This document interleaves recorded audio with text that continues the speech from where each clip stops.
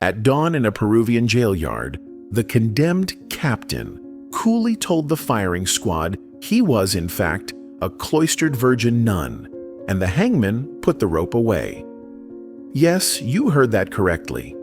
For 2 decades, Catalina de Erauso swaggered through Spain's empire as the hard-drinking soldier Antonio, stabbing rivals and romancing barmaids, all to stay one sword length ahead of an executioner who never guessed he was chasing a woman. Locked cells make poor retirement plans. So, at 15, Catalina filched the convent keys, hacked her hair with tailor's shears, and marched into the Basque night in trousers that still smelled of candle smoke. The runaway became a page boy in Vitoria by breakfast, and, by supper, was halfway to Seville with a brand new alias, Antonio de Erauso, proof that bureaucracy has always moved slower than gossip. A stolen purse, a sharpened dagger, and a talent for swearing completed the makeover. She was now a man because everyone agreed she looked like one, and medieval Spain rarely asked follow-up questions. She killed her first opponent over a debt of 3 reals before she learned to shave. The duel earned Antonio a scar and a reputation, both useful on recruiting day. Spanish captains valued fearlessness over facial hair, so the boy shipped to the New World, trading Andalusian taverns for Andean silver camps, where the law was mostly theoretical. In Chile, Antonio's sword flashed for, and occasionally against, the crown. He helped massacre rebels at Valdivia, knifed a fellow ensign who mocked his height, and cheerfully gambled his pay away by sunrise. When military tribunals threatened the noose, he vanished into another regiment 200 leagues north. Of course he did. Empire building loved paperwork almost as much as it lost it. But wait, it gets weirder. Antonio once discovered the man he stabbed in a Lima alley was, surprise, his own brother. Rather than confess, he sprinted for the port, enlisted under yet another fake surname, and kept marching. Clerics preached repentance. Antonio preferred distance. His past piled up like abandoned scabbards until 1623, when a bar fight in Huamanga finally backfired.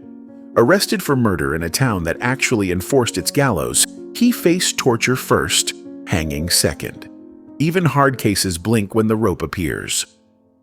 Facing a firing squad at dawn, Antonio unbuttoned his jacket, crossed himself, and quietly informed Bishop Agustin de Carvajal that the crown was about to execute a consecrated nun. Cue stunned silence, frantic whispers, and one terrified jailer hiding the evidence.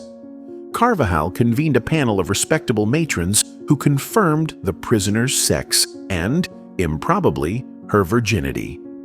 Medieval legal theory had no footnote for murderous monastic crossdresser, so the bishop claimed spiritual custody, canceled the execution, and shipped Catalina back to Spain under ecclesiastical guard.